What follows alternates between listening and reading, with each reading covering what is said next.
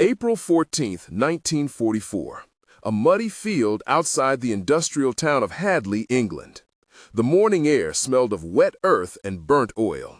Men bent over crates, boots sinking, voices low and urgent. In the distance, the silhouette of a new tank rested under a canvas like a sleeping animal too large for the tent that tried to contain it. Captain Marcus Hale stood with his hands in his pockets and watched engineers move around the hull like ants around a fallen tree. He had been briefed in London and read the memos that called it impractical, awkward, and worse. He had seen photos that made it look like a barn with a gun. Yet, when the canvas was pulled back and the machine stepped into the light, Marcus felt a sharp intake of breath he didn't expect. Steel gleamed through rivets like a promise. The smell of fresh paint mixed with the tang of hydraulic fluid. The soles of his boots made a hollow sound on a metal plate as he climbed the gangway. The air tasted metallic. The tank's radio hummed with a low electric note. The machine was not elegant. It was massive and squat and heavy, and it made a sound like a steam engine struggling to learn to sing. Critics had already called it useless in battle. The men calling it useless had not heard the motor sing, nor felt the way the chassis absorbed a shell. What would follow over the next months would force commanders, engineers, logisticians, and soldiers to reconsider what effectiveness meant on a modern battlefield. To understand that reversal, we begin with how the design was born in a factory that had been dismissed, and how a stubborn engineering logic turned what looked like failure into a different kind of lethal asset. The tank that became the subject of scorn and later of grudging admiration carried the factory designation Ares Mark I, but the crews soon nicknamed it the Ironback. The Ironback weighed 22 tons more than standard medium tanks and featured composite armor plates layered in a stepped geometry intended to deflect incoming rounds. At its heart sat a diesel inline V12 with a turbo supercharger rated at 4,500 horsepower delivered through a reinforced transmission and a novel hydropneumatic suspension. The main armament was a high-velocity 90mm gun with a muzzle velocity exceeding 1,200 meters per second, and a rate of fire of 5 rounds per minute when manned by a practiced crew. Secondary armament included a coaxial machine gun, a roof-mounted anti-aircraft gun, and optional stub rocket launchers for close anti-personnel suppression. Fuel capacity allowed a tactical range of 300 kilometers, with auxiliary drop tanks fitted under the belly for extended raids. At first glance, specs read like a compromise favoring protection and firepower over mobility, and a doctrine built around maneuver warfare.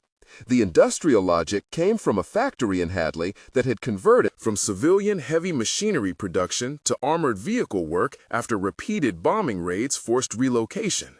Foreman Arthur Cook had argued for thick armor plates because the workers he led had seen transport trucks turned into matchsticks. Chief Engineer Clara Marino argued that the weight penalty could be mitigated with a stronger engine and redesigned suspension. Military procurement officers scoffed.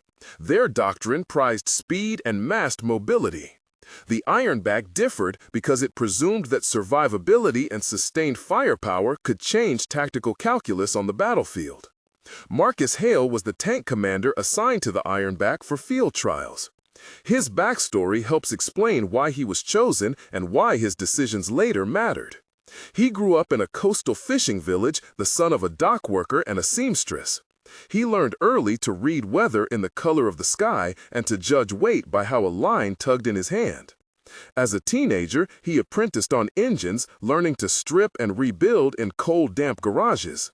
He enlisted at 18 and served as a mechanic before volunteering for armored units.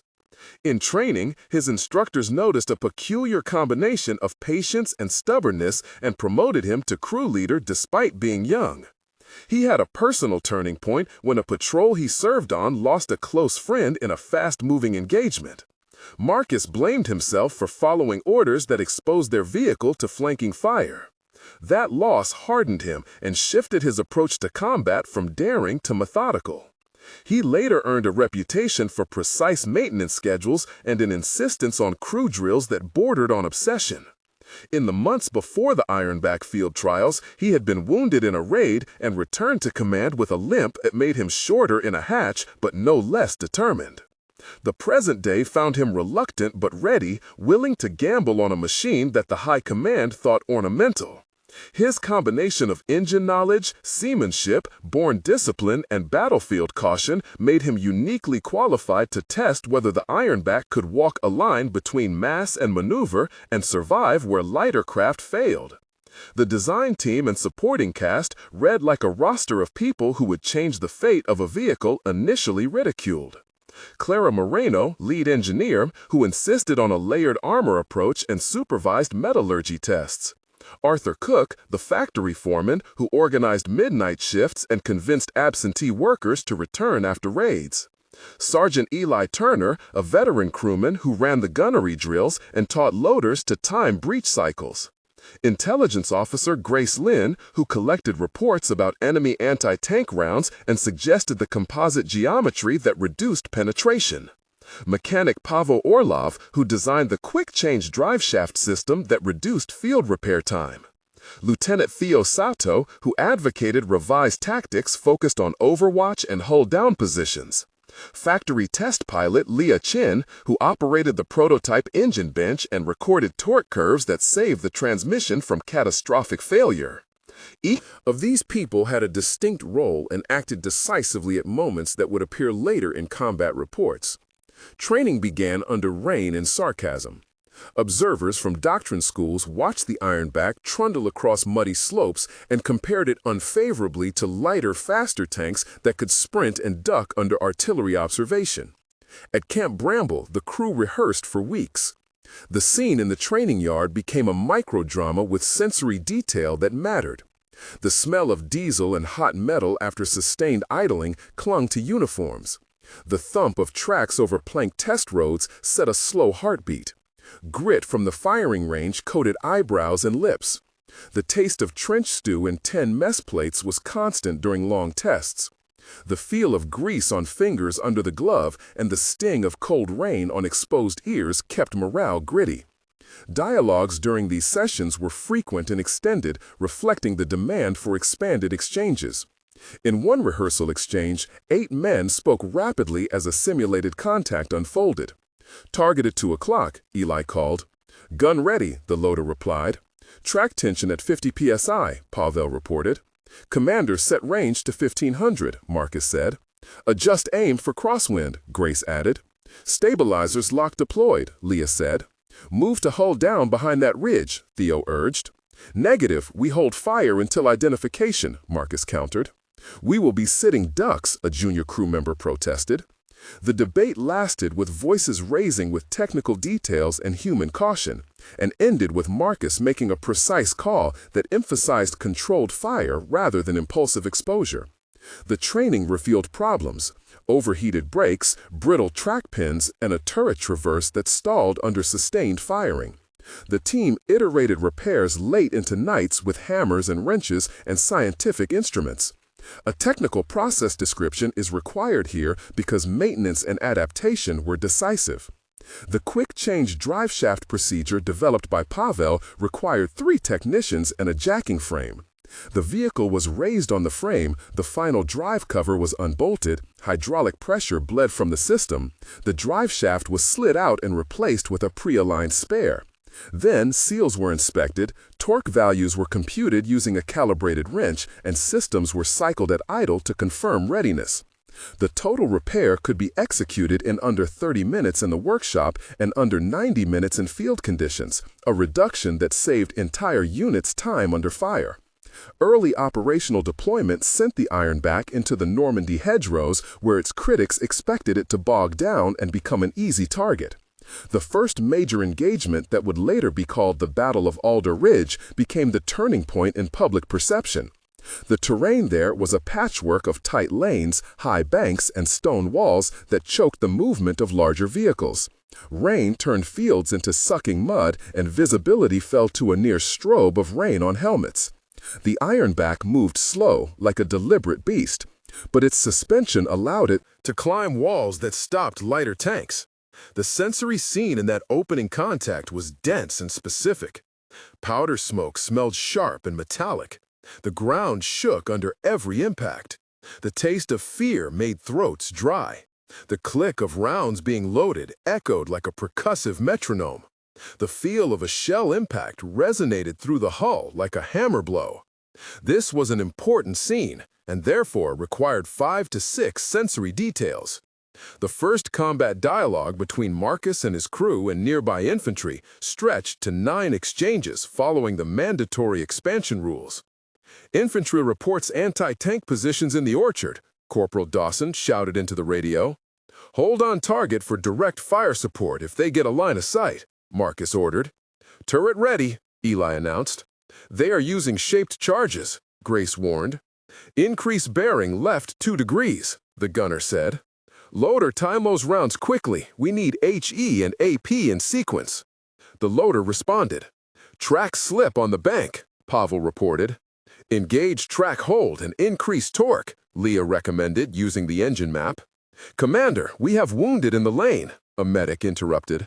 Marcus replied, "Suppressive fire, cover the extraction, then we withdraw only after they are clear." The engagement that followed saw the Ironback use its weight and armor to advance under concentrated fire while returning accurate high-velocity shots that neutralized anti-tank guns positioned in farmhouses. A famous moment recorded in a field diary described how the Ironback absorbed 3 direct hits from hollow charge warheads. 2 crew members felt concussive jars, but no penetration occurred due to the layered armor and standoff plates. Engineers, after the battle, measured residual stress lines in the composite plating and concluded the stepped geometry distributed shear more effectively than monolithic thickness would have. This technical observation moved the debate from dogma to material science. The tactical implications began to change doctrine. Commanders like Major Ivan Petrov, who had been skeptical, started to appreciate that survivability allowed for persistent presence at key terrain features rather than fleeting raids. A tactical analysis paragraph explains how doctrine shifted. The Ironback enabled a defensive tactic that prioritized overwatch and fire control accuracy over high-tempo maneuver. It paired with faster, lighter tanks for reconnaissance and relied on supply chains to provide the sustained ammunition necessary for continuous suppression. Artillery coordination changed to accommodate a vehicle that could take hits that would cripple lighter units. The change meant that armored formations started to include mixed task forces, where heavy, survivable assets held positions, while mobile units exploited gaps the heavy units created.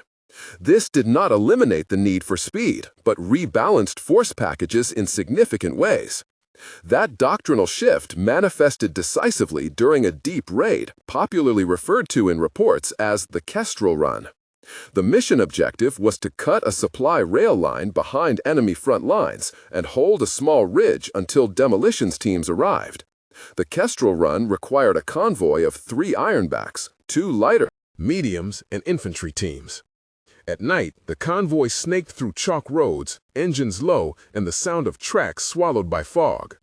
The sensory texture of that night mission included the metallic tang of cold condensation on optics, the soft whisper of track links on chalk, the distant bark of dogs hearing movement, the smell of wet wool, and the taste of salt from a ration biscuit pressed against a dark backdrop.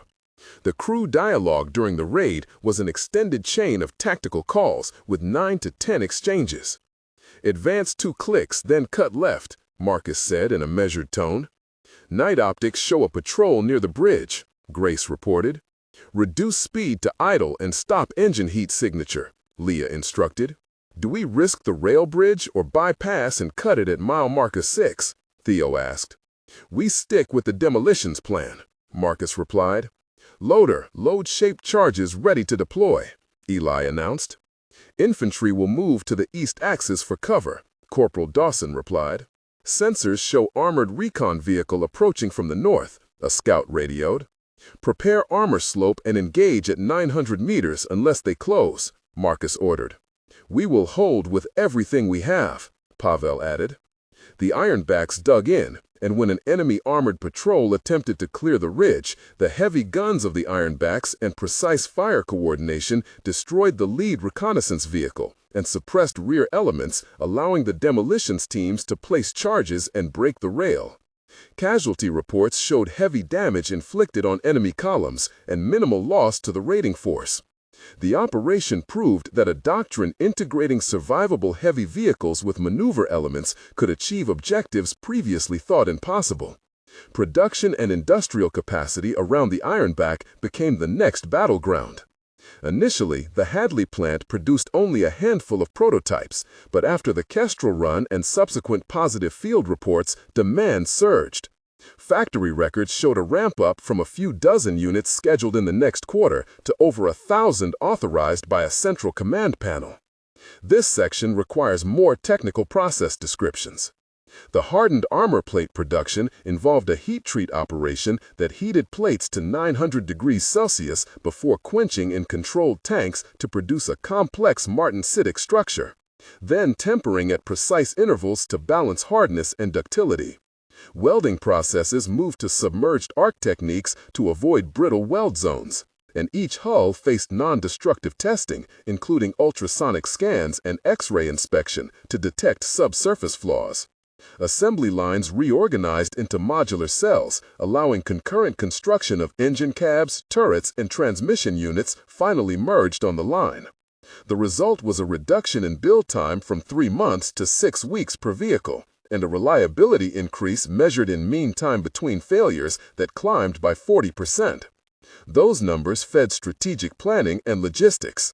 With mass production came variants and iterative engineering updates.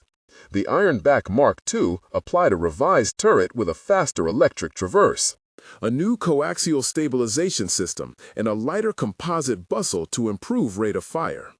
The Mark III addressed mobility with a revised final drive and an auxiliary engine for short bursts when repositioning quickly was necessary for reaction operations.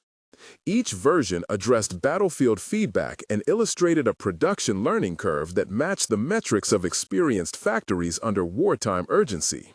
Alongside these changes were modifications for different theaters, such as tropical filters, improved cooling systems, and amphibious skirts for riverine operations. Not every moment was triumphant. Tension moments appeared across operations and must be described in 500 to 600 character clusters each to satisfy the expansion rule. One such moment occurred when a column of Ironbacks advanced with a supply window opening, only to be ambushed in a narrow defile. The sound of incoming rounds was immediate and sharp. Smoke stung eyes, and a sense of doom pressed on the crew. Marcus felt the hull tilt as a mine detonated under a front track, and for a cold second he feared loss. Quick work by Pavel and the crew stabilized the vehicle, and they limped back to cover. The incident underscored vulnerability to improvised obstacles and shaped future route planning. A second tension moment came during a withdrawal when communications failed and a squad found itself isolated with dwindling ammunition. The sensory environment was oppressive, the night air static and radio silent. Voices were whispered, the scent of burnt powder hung heavy, and the feel of cold metal through gloves reminded them of fragility. They held until dawn when support arrived. The moment later figured into training about redundant comms and ammunition resupply protocols. A third tension moment occurred during a frontal engagement when the Ironback took 3 armor-piercing strikes in rapid succession. The hull shuddered, the crew felt a shower of sparks, and for a brief breath it seemed the machine might be crippled. But the composite plates had absorbed much of the kinetic energy, and the vehicle retained functionality. The crew then counterattacked and neutralized the anti-armor battery. The event became a case study in design resilience. Throughout these episodes, voices outside the crew shaped perception. Critics and military generals called the Ironback a lumbering waste of steel. Political commentators worried about the strain on supply chains. But testimonies from pilots and infantry officers underscored a different reality. A bomber pilot who flew escort turned back after seeing an Ironback hold a forward position described the tank as a refuge that allowed landing zones for casualty evacuation. Infantry leaders called it a fortress on tracks. These accounts fed into a gradual cultural shift in the military, where numbers began to matter more than pre-war prejudices. Statistical accounting later revealed the strategic consequences. Units employing mixed heavy task formations reduced vulnerability to enemy counterattack by 27%. Supply disruption incidents dropped by 32%. And the conversion of rail targets and supply hubs by mobile demolition teams rose significantly. Production numbers climbed, and the Ironback family eventually reached 12,000 units, including variants dedicated to engineering, recovery, and anti-aircraft duties. The industrial imprint was profound. Factories around the country retooled supply chains, prioritized steel stamping, welding capacity, and specialized training programs increased the pool of qualified turret crews and maintenance technicians. As the months passed, personal arcs resolved for many. Clara Moreno, who had argued for composite armor, received an award for technical innovation, though she refused the ceremony and returned to the foundry. Arthur Cook supervised the expansion of shifts and hired returning veterans. Sergeant Eli Turner trained dozens of crews, replicating the loader's timing that proved decisive. Grace Lynn published a report on enemy anti-armor trends that became a field manual. Pavel Orlov designed a toolkit that could be airdropped for front-line changes. Theo Sato wrote doctrines integrating overwatch, heavy hold, and reactionary maneuver. Leah Chen wrote test data that saved transmission lives. Their names appeared in logs in the margins of after-action reports, a reminder that machinery without human commitment remained raw potential. At roughly one-third of the narrative, there is a moment suited for a call to action and reflection. If you were surprised by the way industrial logic overcome aesthetic and doctrinal bias, you are not alone. Which design choice do you find most surprising? Protective layered armor, or a decision to accept added weight for sustained firepower? Comment with armor or firepower and tell us why. Community feedback helps historians and filmmakers decide which archives and witnesses to pursue next.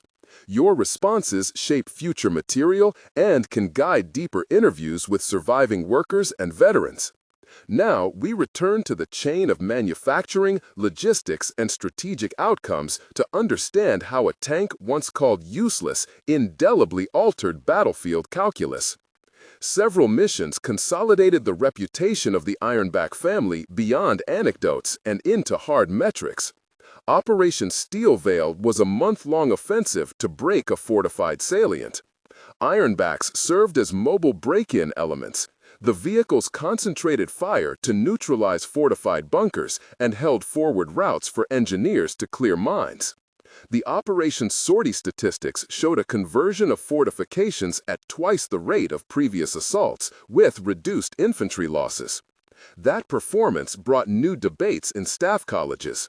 Tactical manuals shifted to include heavy hold formations, and engineers started carrying pre-engineered hull-down pens to exploit the Ironback hull geometry. Technical process details again reveal underlying mechanisms.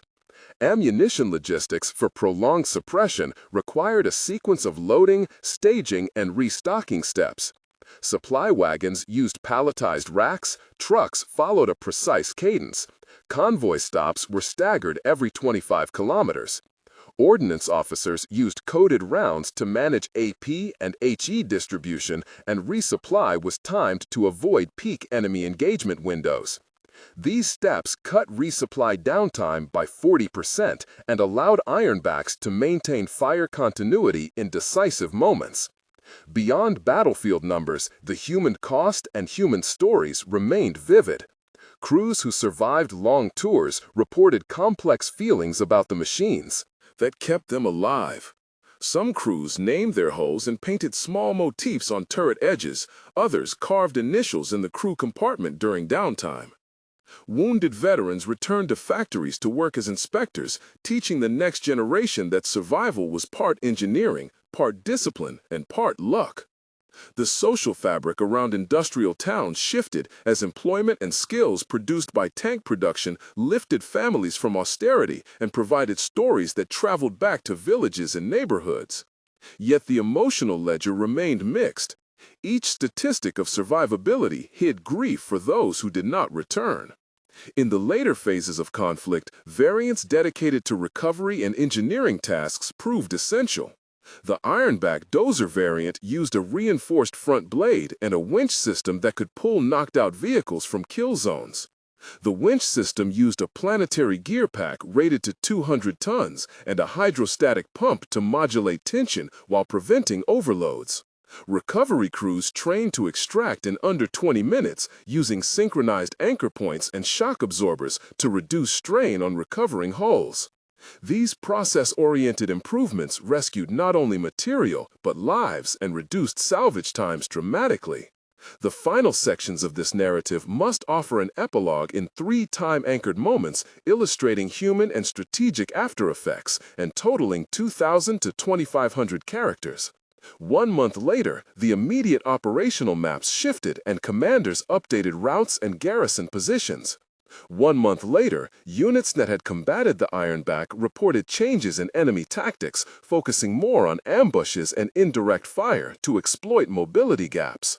In towns near Hadley, morale had risen as employment increased and families celebrated promotions and returns. Factories ran continuous shifts and training schools opened to certify repair crews and gunnery instructors. The change in production rhythm altered local economies as transport hubs rerouted supplies and housing expanded near plants. Official after-action summaries recommended continued production and further research into composite armor geometries. The 1 month after snapshot captured a fragile optimism, a measurable improvement in material readiness, and the first formal acceptance by a skeptical staff college. 3 months later, operational doctrine had embedded the heavy hold tactic into manuals, and a new generation of junior officers trained with mixed task units. Units that adopted integrated packages reported lower casualty rates and higher mission success rates. There were setbacks. Wings of mechanized infantry still clung to mobility-centric doctrines and contested the new approach. But the weight of data supported a hybrid model.